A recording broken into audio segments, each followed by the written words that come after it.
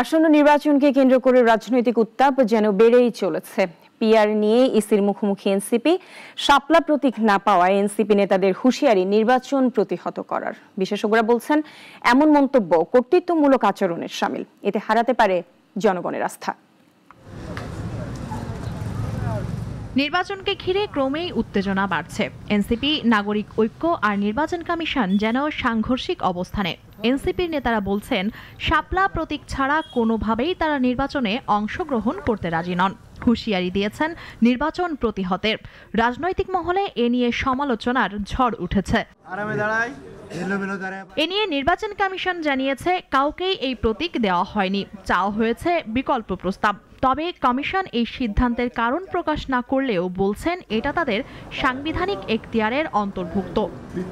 NCP শাপলা প্রতীক পাচ্ছে না, কারণ হচ্ছে যে আমাদের 115টার যে শিডিউলটা করা হয়েছে সেখানে শাপলা প্রতীক নেই। এছাড়াও বলেছেন, কমিশনের দৃষ্টি জনপ্রিয়তা নয়, বরং ন্যায্য আর স্বচ্ছ নির্বাচন নিশ্চিত করাই। নির্বাচন বিশেষজ্ঞ যারা আছেন তাদের সাথে করব, আপনাদের সাথেও করব। ধন্যবাদ আপনাদেরকে। ইসি এনসিপি দ্বন্দ্ব নিয়ে সাধারণ জনগণ বলছেন, প্রতীকের ওপর দলীয় জনপ্রিয়তা নির্ভর করে না। অনেকে এই দাবিকে অযৌক্তিকও মনে করছেন। বাচ্চাদের মতন করতেছেন যে আমাকে এটা দিতেই হবে, প্রতীক দাও নাহলে নির্বাচন হবে না, আমাদেরকে এটা দাও নাহলে নির্বাচন হবে না।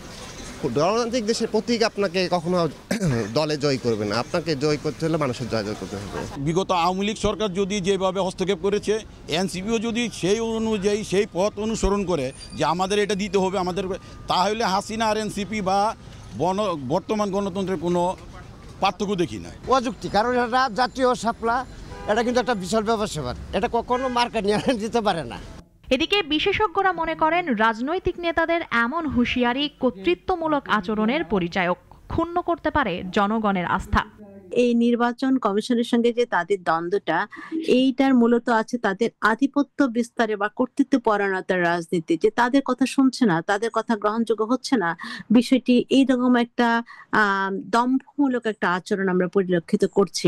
একে তো মার্কা গুরুত্বপূর্ণ নয়, আর দ্বিতীয়ত যে ধরনের কর্তৃত্ববাদী আচরণ তারা প্রকাশ করছে মার্কাকে ঘিরে, সেগুলো কিন্তু রাজনীতির দল হিসেবে তার জনমনে তাদের স্থায়িত্ব, জনমনে তাদের গ্রহণযোগ্যতা নিয়েও কিন্তু ভবিষ্যতে প্রশ্ন আসতে পারে।